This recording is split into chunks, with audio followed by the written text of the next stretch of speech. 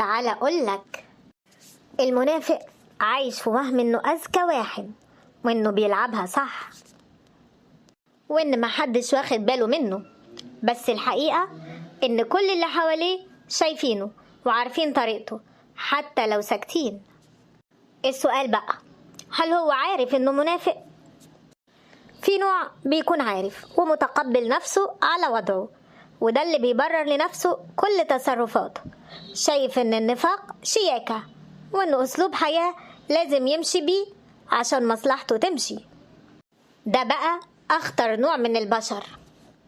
وفي نوع تاني بيعيش دور الطيب وبيقنع نفسه إنه مش بيخدع حد، وإنه بس بيجامل أو بيحاول يمشي حاله، وفي الحقيقة هو أستاذ في تغيير الوشوش حسب المصلحة، لكنه رافض يعترف قدام نفسه إنه منافق.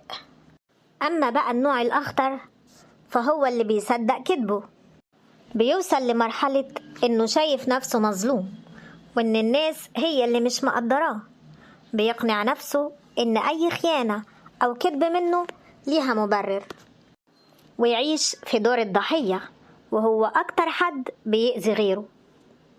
يا ترى قابلتوا في حياتكم كم منافق؟ اكتبولي في التعليقات وقولولي أي نوع من المنافقين قابلتوه في حياتكم.